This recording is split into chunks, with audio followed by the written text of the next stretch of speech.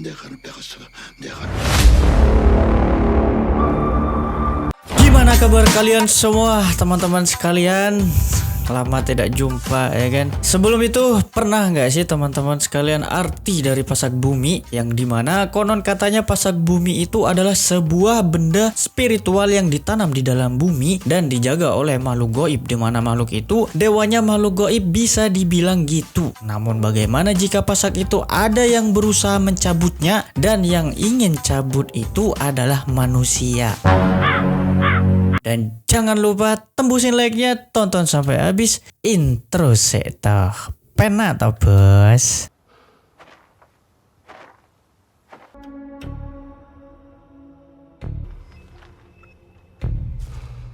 Film ini diawali dengan jendela pesawat kelas eksekutif, yang dimana kita akan diperkenalkan dengan tokoh utama kita yang pertama, wanita berparas cantik tanpa operasi plastik Korea pada umumnya yang bernama Haurim. Ini cantiknya, yang berprofesi sebagai dukun ahli spiritual yang tidak diragukan lagi kehebatannya. Dan satu lagi kembaran saya yang bernama Bonggil, yang menjadi pasangan ahli spiritual Haurim, yang dimana mereka berdua naik pesawat bukan untuk liburan atau mudik, melainkan menuju ke negara Amerika Serikat, tujuan LA Downtown, yang bertujuan karena panggilan dari sang kliennya. 저희 대표님께서는 또 없는 그냥 부자. Sesampainya di sana, Haurim dan Bonggil, lebih tepatnya di rumah sakit terkenal yang ada di Downtown, di mana mereka berdua dipertemukan oleh sang bayi yang sangat mungil dan lucu. Akan tetapi di balik itu semua, bayi ini memiliki permasalahan dalam dirinya yang selalu diganggu oleh makhluk tak kasat mata dan mengakibatkan sejak lahir sampai saat ini selalu menangis tanpa henti. Dan lebih anehnya lagi, dokter mengatakan bayi tersebut tidak memiliki masalah sama sekali dalam dirinya secara medis. Tanpa basa-basi pun mereka berdua melakukan aksinya, yaitu mencoba untuk berinteraksi seperti menerawang ke dalam diri bayi tersebut dan mencari akar permasalahan yang dialami oleh bayi tersebut dengan semua alat dan bahan spiritual serta doa yang diucapkan Bonggil. Haurim secara cepat mengetahui bahwa bayi tersebut diganggu oleh leluhur keluarganya sendiri. Alangkah terkejutnya, ibu dari sang bayi pun seperti pasang muka plongo ketika mendengar pernyataan dari mulut Haurim tersebut. 집에 비슷한 사람이 더 있겠네요.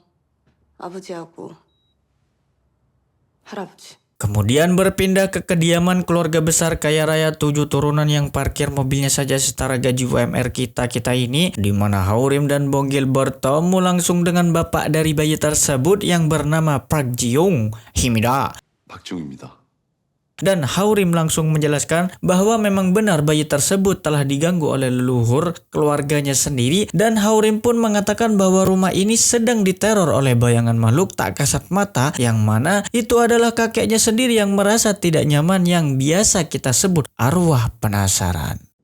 그럼 제가 뭘 어떻게 해야 합니까? Namun Haurim dan Bonggil tidak bisa menyelesaikan masalah itu hanya 2 orang saja. Maka dari itu Haurim menyarankan kepada Park Ji-young Himida untuk membayar orang yang ahli dalam bidang ini untuk membantu Haurim dan Bonggil. 돈 쓰고 사람 써야죠. Latar berpindah di sebuah tanah makam yang sedang dibongkar dikeruk, entah apa tujuannya, tapi kita perkenalkan dulu bapak tiri saya yang bernama Kim Sang-doi sebagai ahli Feng Shui, yang mana artinya Feng Shui adalah sebuah ilmu yang berasal dari Cina, tepatnya di Kabupaten Tionghoa. Jadi sederhananya adalah masyarakat Cina kuno yang dulu digunakan dalam menata bangunan, rumah, benda, perusahaan, ataupun yang berhubungan dengan tanah di dalam suatu lingkungan untuk mencapai keselarasan dan keseimbangan dengan cara yang akan membawa kedamaian dan kemakmuran. Dan itulah tugas Feng Shui. 수사 환 김상덕이다. Kemudian kita juga diperkenalkan ahli penggali kubur yang biasa kita dijuluki tukang gali kubur yang bernama Yonggun, yang dimana saat ini mereka melakukan pembongkaran sebuah makam dikarenakan katanya keluarga tersebut diganggu, diteror melalui mimpi. Dan disinilah kehebatan ahli Feng Shui yang ditunjukkan, dimana hanya dengan melihat serangkaian tulang belulang, Kim Sang-doi GPL alias gak pakai lama menyebutkan bahwa ada yang mengambil atau menyembunyikan gigi palsu mayat tersebut. 누가 할머니 틀리 가지고 있다고요? Dan ternyata sangat mudah ditebak pelakunya adalah cucunya sendiri. Dan kenapa dia melakukan hal tersebut? Yaitu karena bocil ini rindu kepada neneknya yang sudah lama meninggal. Dan alasannya sebagai satu-satunya kenangan yang dia miliki. 내가 뭐라도 가지고 있어야 아빠. Di malam harinya Tuan Kim dan Yonggun yang sedang menikmati jamur setengah matangnya, tiba-tiba datanglah Haurim dan Bonggil di mana mereka bermaksud untuk memberitahu bahwa ada pekerjaan untuk Tuan Kim yang artinya mereka berempatlah akan menjadi tim dukun terkuat yang akan memecahkan masalah yang ada pada keluarga bayi sebelumnya itu. 쩐 냄새가 나는 것 같은데. Kemudian Haurin menjelaskan kepada Tuan Kim bahwa kasus klien ini cukup sedikit mengerikan karena semua keluarga besarnya dihantui oleh leluhurnya, yaitu kakek mereka sampai bayi yang baru lahir pun terkena imbasnya. Itulah kenapa Haurin meminta pertolongan kepada Tuan Kim terkait kasus yang dialaminya ini. 장손들이 귀신병을 앓더라고. 갓난애까지. Singkat cerita, esok pun tiba, mereka berempat menuju perjalanan untuk menemui Tuan Pak selaku kepala keluarga besar itu. Di sini Tuan Kim menanyakan tentang kakek leluhurnya dan melakukan kesepakatan agar ketika melakukan proses perpindahan makam Tuan Pak meminta untuk tidak membuka peti itu dan langsung dikremasi saja alias dibakar. Namun Tuan Kim di sini sedikit kebingungan atas permintaannya. Tanpa pikir panjang, mereka pun menuju ke tempat kuburan itu yang bernama kuburan tanpa nama. 자리부터 먼저 보자고요. Setelah sepakat, mereka pun bergegas menuju ke tempat kuburan itu yang dimana Tuan Kim sudah merasakan hal yang tidak enak di perjalanan. Dan sesampainya di sana, ternyata kuburan itu berada di atas gunung di mana mereka harus melewati perjalanan menukik yang dipenuhi dengan pohon gersang. Dan Tuan Kim di sini seperti merasakan kegelisahan yang amat sangat mendalam karena pertama kalinya memijak tempat makam yang sangat berbeda pada umumnya yang Tuan Kim kerjakan. 산꼭대기묘 보신 적 있어요? 가봐보는데 모르는 것도 있어? 난 명당만 찾아다니거든. Dan alangkah mengerikannya ketika mereka sampai di makam itu penuh dengan hawa negatif dan aura-aura yang sangat mencekam. Bagaimana tidak? Ketika Tuan Kim saja memeriksanya, dari melihat tempat makamnya saja seperti ada sesuatu di dalamnya yang akan mengancam jiwanya. Kemudian Tuan Kim menanyakan kenapa makam itu dikubur di tempat seperti ini. Tuan Pak pun memberitahunya bahwasanya dulu ada seorang biksu yang terkenal baik dengan kakeknya, di mana biksu itu lah yang bernama Gisune. Biksu yang memiliki peran penting terhadap negara Korea pada zamannya. Dan alangkah terkejutnya ketika Tuan Kim mendengar penjelasan itu, Tuan Kim langsung menolak mentah-mentah pekerjaan itu sehingga membuat Haurim dan rekan-rekannya merasa sebal. Ada yang aneh dan tidak seperti biasanya Tuan Kim alami. 무슨 방법이 없을까? 말을 안 하는데! Karena Haurim dan rekan-rekannya penasaran apa yang sebenarnya terjadi kepada Tuan Kim, kenapa tiba-tiba seperti orang kesurupan atau gangguan jiwa, dan menjelaskan bahwa makam tersebut sangatlah berbahaya untuk dibongkar. Dan Tuan Kim mengatakan ketika Haurim melihat rubah di perjalanan tadi, itulah pertanda buruk akan terjadi jika mencoba untuk mencicipi galian makam mengerikan itu.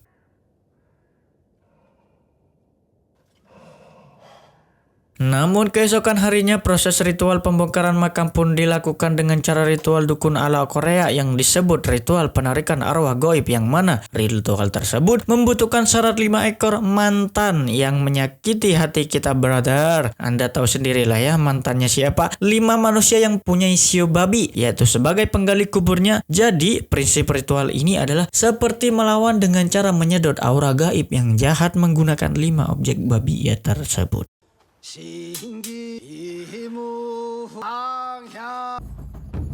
Sedangkan Haurin sebagai pameran utamanya atau disebut dengan dukunnya yang akan membacakan mantra-mantra dan melakukan gerakan-gerakan ritual yang dipercaya oleh orang Korea. Namun ritual ini kalau Indonesia hampir mirip dengan debus, hanya saja bedanya ini ritualnya pembongkaran makam. Kalau di negara Indonesia mungkin debus sebagai ladang penipuan obat. Wax.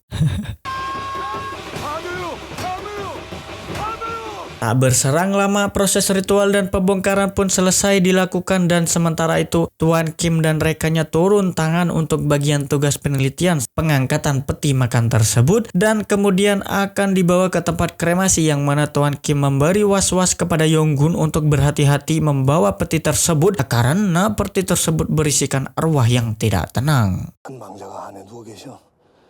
정중히 모시자고. Kemudian setelah itu para penggali kubur yang sedang bersantai di atas pemakaman itu ada satu orang gembul yang iseng bermain tanah, entah apa yang dilakukannya dan yang dicarinya. Mungkin dirinya berpikir ada sesuatu yang berharga, namun sebaliknya ketika ada seutas ular belang keluar dari tanah makam tersebut dan alangkah terkejutnya. Akibat perbuatannya yang nyeleneh itu, tiba-tiba cuaca berubah mendung yang tadinya cerah dan turun hujan yang membuat proses kremasi harus ditunda terlebih dahulu karena jika dilakukan kremasi di saat hujan, arwahnya tidak akan sempurna sampai ke langit. Itu yang dikatakan oleh Tuan Kim. 망자가 절대로 좋은 곳에 못 가십니다. Setelah peti itu sampai di tempat kremasi dan disimpanlah sementara, lalu Tuan Kim bertemu menghampiri tempat kuil yang dilihatnya. Sebelumnya di sana Tuan Kim bertemu dengan seorang penjaga kuil dan Tuan Kim menanyakan perihal makam yang ada pada di atas gunung itu untuk mencari informasi dan ternyata makam tersebut adalah makam sebuah kerajaan dinasti yang penuh dengan harta karun di dalamnya. 금은 보화가 있던가요? Sehingga pada saat zaman itu banyak sekali perampok makam. Itulah kenapa makam itu terlihat begitu sederhana agar tidak terlalu mencolok oleh perampok makam pada zaman itu. 그 무덤은 왜 물어보십니까? 그 무덤을 봤습니다. Di waktu yang sama alangkah mengejutkannya ketika seorang yang bertugas di sana mencoba untuk membuka peti tersebut. Di saat itu juga Bonggil dan Haurim mengetahui dan mempergoki tingkah Bapak Tengi itu. Namun alangkah terkejutnya ketika makam itu terbuka. Akibat terbukanya peti itu membuat Haurim lemas dan dilarikan ke rumah sakit. Kemudian Haurim mengatakan bahwa ada sesuatu yang sangat jahat berhasil keluar dari peti itu sampai hidung Haurim pun harus mimisan secara deras akibat terkena efek hantaman aura gaib yang sangat kuat itu. 존나 험한 길. Singkat cerita, malam harinya arwah jahat itu menghampiri rumah keluarga besarnya yang dimana target awalnya adalah anak dari leluhur itu yang sudah sangat tua. Ketika anaknya memanggil Apoji, Apoji, dan membuka jendela itu yang seharusnya jangan dibuka, tapi maklum ya namanya juga orang tua. Begitu terkejutnya ada sesosok gaib yang sedang kelaparan dan betapa hausnya dan mengerikannya lagi ketika anaknya itu yang sudah tua harus kehilangan nyawanya. Kemudian beralih di suatu tempat di mana Haurim, Bonggil, dan Yonggun mencoba untuk memanggil arwah tersebut dengan cara ritual yang dilakukan oleh mereka pun berhasil memanggil arwah tersebut di dalam tubuh Bonggil dengan penuh kemarahan dan dipenuhi rasa dendam yang mengerikan. Arwah itu pun berhasil kabur kembali. 놓쳤어요. Dan kali ini target keduanya adalah cucu dari leluhur itu, yaitu Tuan Pak yang diteror melalui handphone miliknya. Dan sebelumnya Tuan Kim akan sadar hal itu terjadi, namun alangkah terkejutnya ketika telepon itu diangkat dan membuat Tuan Park terkejut bahwasannya ada dua Tuan Kim di sini, yaitu satu sedang meneleponnya dirinya untuk tetap waspada untuk jangan membuka pintu itu bahwa itu bukan dirinya. Namun alangkah terkejutnya ketika Tuan Park harus salah mengambil keputusan yang sangat tepat.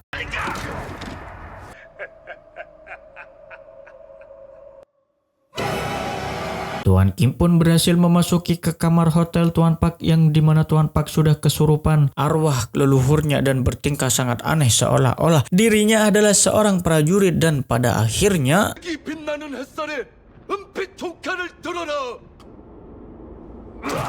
tidak selesai sampai di situ. Saya mengira arwah tersebut sudah menghilang karena tandanya dari sebuah muntahan tadi ketika Tuan Kim melihat Tuan Pak meminum air dengan cara tidak wajar dan arwah tersebut mengatakan rubah memotong pinggang harimau. Dan alangkah terkejutnya 기춘애가 돌아놓고 시작했다. Di saat waktu yang bersamaan arwah itu menuju ke Amerika Serikat untuk target selanjutnya siapa lagi kalau bukan si bayi yang tidak bersalah itu. Di saat itu juga Tuan Kim memutuskan untuk cepat-cepat mengkremasi peti tersebut, akan tetapi mereka mengalami sedikit hambatan karena sangat susah sekali menghubungi ibu ketua untuk meminta izin, seperti kita meminta gaji tambahan ke bos kita tetapi bilangnya nanti aja bos. 고모님이 화장할 수 있도록 허락해 주셔야 합니다. Beralih kepada bayi yang kita sayangi ini, di mana dia melihat buyut dari buyutnya sehingga membuatnya menangis karena betapa mengerikannya ketika seorang bayi pasti bisa melihat dengan jelas arwah tersebut dengan arwah jahatnya itu. Namun ketika arwah itu ingin mengambil hati bayi tersebut, alangkah terkejutnya 알겠습니다.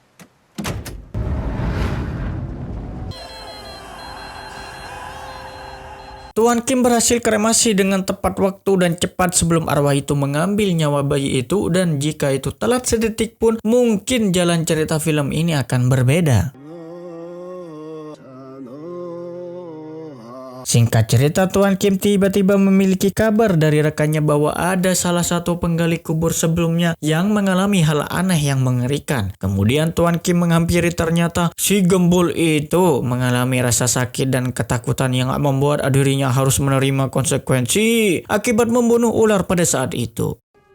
너 부탁하는 마키야. Dari informasi yang didapat dari si gembul, Tuan Kim pun bergegas untuk memutuskan ke makam itu lagi, yang dimana ketika itulah adalah hal bodoh yang dilakukan oleh Tuan Kim dan mengecek, menggali lebih dalam dan lebih dalam lagi, dan Tuan Kim betapa ngos-ngosannya melihat potongan ular dengan kepala iblis yang berambut seperti jenglot. Akibat kejadian itu, Tuan Kim secara tidak sengaja tiba-tiba merasakan sesuatu yang aneh di dalam tanah tersebut. Secara spontan dengan insting ultra ahli tanahnya, Tuan Kim menyadari bahwa ada sebuah peti lagi yang membuat Tuan Kim kaget kalang kabut, dan ternyata di dalam makam itu ada pemakaman ganda.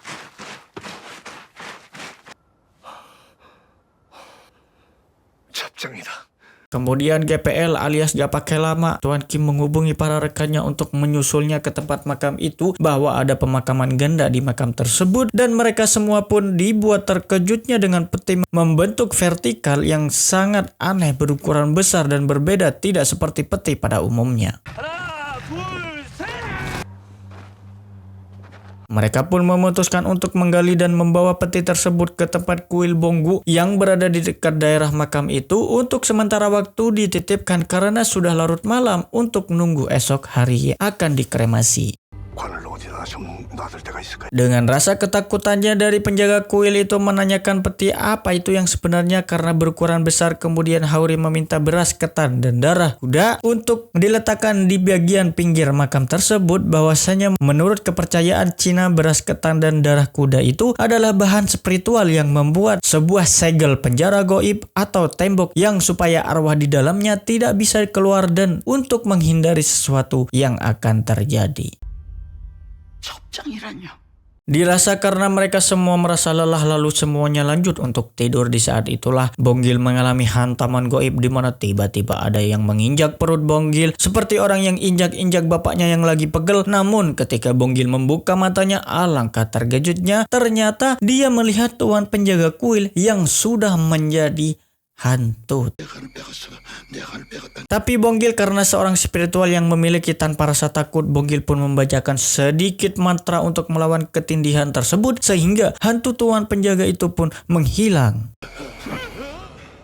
Kemudian Bonggil karena tiba-tiba merasakan hal aneh, dia pun memutuskan untuk menuju kamar tuan kuil untuk melihat situasi apakah ada kemungkinan terjadi sesuatu. Tiba-tiba Bonggil mendengar suara mantan berisik di kandang mereka. Dan Bonggil pun penasaran untuk melihat apa yang terjadi. Namun alangkah terkejutnya ketika melihat sesosok hitam berukuran besar tinggi yang sedang merobek tubuh penjaga kandang tersebut. Ngeri anjing.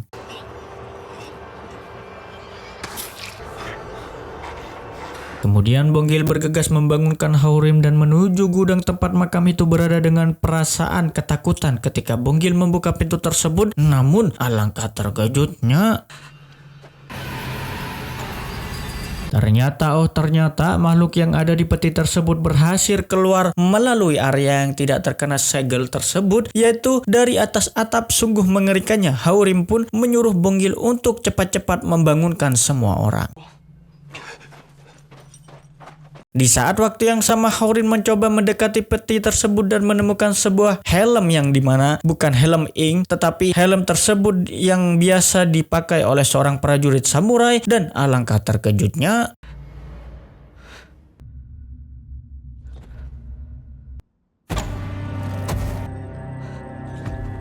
melihat sesosok besar tersebut tiba-tiba menghampiri Haurim dengan penuh kujur tubuhnya dan membawa sepenggal kepala dan menunjukkan sikap kesatrianya kepada Haurim untuk harus melayaninya, memberikan ikan dan lemon, yaitu makanan makhluk tersebut. Namun Haurim tidak bisa memenuhi itu dan berakibat semua, dan alangkah mengerikannya Haurim pun harus melarikan diri, dan sehingga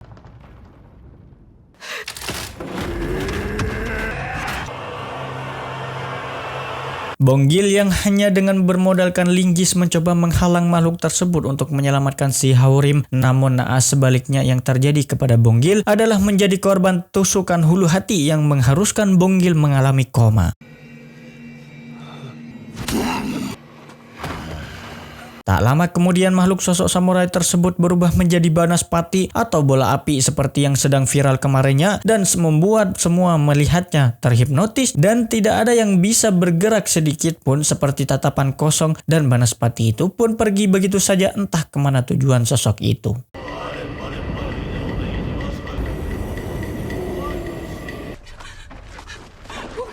Keesokan harinya Tuan Kim memutuskan untuk menunjukkan makam itu lagi dan memeriksa seperti mengetahui sesuatu, dan pasti ada sesuatu di dalam kuburan tersebut. Ketika Tuan Kim mencocokkan angka lintang bujur itu, namun alangkah terkejutnya.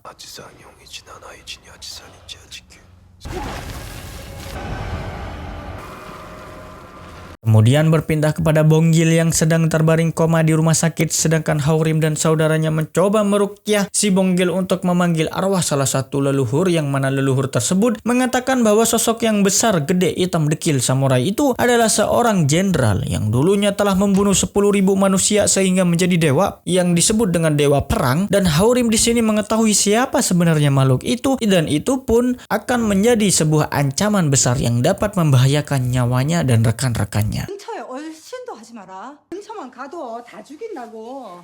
Keesokan harinya mereka bertiga tepat pada sore hari menuju makam tersebut, dikarenakan sebelumnya mereka merencanakan untuk menemukan sebuah pasak yang tertanam pada makam tersebut, sehingga jika pasak itu terjabut maka sosok iblis itu meninggoy, dan itulah kunci utama untuk mengalahkan iblis itu. 학교에서도 99%가 가짜. 근데 그걸 어떻게 뽑아?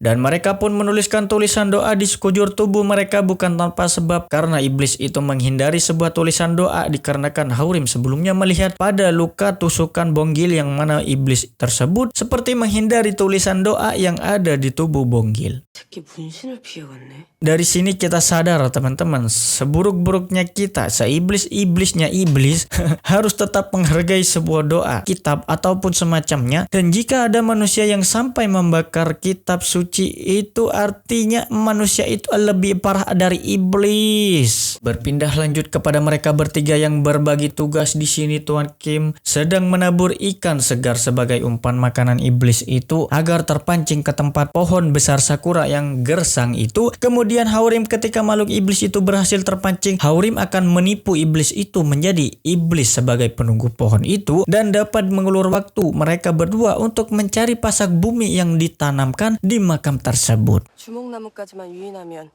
될 만큼 시간 끌어볼게요. Malam pun tiba, sosok iblis itu pun keluar dari kandangnya dan ikan pertama yang diambilnya dan menyantapkannya. Akan tetapi keanehan di sini kita lihat si Bonggil yang mana dia seperti berperilaku seperti memakan sesuatu. Artinya iblis ini mengontrol penuh Bonggil, sehingga apa yang dilakukan iblis itu akan sama apa yang digerakkan oleh si Bonggil. Kemudian karena iblis itu berhasil dipancing, Tuan Kim dan Yonggun pun bergegas untuk mencari pasak bumi itu, menggali secara terus-menerus tanpa henti, menguras tenaga sehingga mereka pun kehabisan waktu dan kehabisan tenaga, dan sedikit ada cekcok karena pasak itu tidak kunjung ditemukan, yang mana Yonggun duluan yang melarikan diri karena mengetahui iblis itu akan kembali ke tempat makamnya. Namun alangkah terkejutnya Tuan Kim dengan rasa bersalah campur keyakinannya masih tetap mencarinya, tetapi masih tetap nihil, tidak ada satupun pasak yang ditemukannya, dan pada akhirnya iblis itu pun berada di depan matanya. Dan Tuan Kim harus merasakan tusukan hulu hati seorang iblis jenderal samurai perang. 500年が過ぎておる。Aurim dan Yonggun mencoba memberanikan diri untuk menolong si Tuan Kim yang sedang sekarat kesakitan, karena mereka bukanlah tandingannya. Iblis itu pun dengan mudah mencekiknya dan mereka pun mendapatkan sebuah penglihatan. Mungkin iblis itu memberitahunya yang dimana pasak besi itu ternyata berada di dalam tubuh iblis tersebut, yang artinya mereka harus membunuh iblis tersebut itu sendiri dengan cara mereka sendiri. Kemudian Tuan Kim mengetahui hukum elemen yang ada di dalam bumi dan hukum bumi, di mana Tuan Kim mengetahui kelemahan iblis tersebut, yaitu ternyata dengan elemen kayu dan air, dan ketika itu disatukan menjadi sebuah senjata yang sangat mematikan dan bisa menjadi sebagai pedang yang lebih tajam dari pedang besi. Dan akhirnya Tuan Kim pun mencoba menancapkan kayu tersebut ke kaki iblis tersebut dan ternyata berhasil. Tidak selesai di situ, Tuan Kim kemudian menebas bagian bahu sebelah kiri iblis tersebut, dan alangkah terkejutnya kayu tersebut bisa membelah bahu iblis yang sangat kuat itu. Dan tebasan yang kedua kalinya Tuan Kim menebasnya sehingga sampai ketiga kalinya tebasan itu dapat membelah tubuh iblis tersebut, dan akhirnya iblis itu dikalahkan hanya dengan sebatang kayu dan air yang dari darah Tuan Kim sendiri, dan iblis itu pun berakhir dengan tubuh yang terbelah.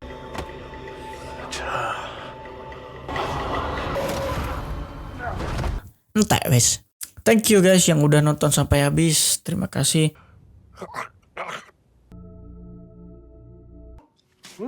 다행히 김 선생님은 그것도 저 빼고 먹어요.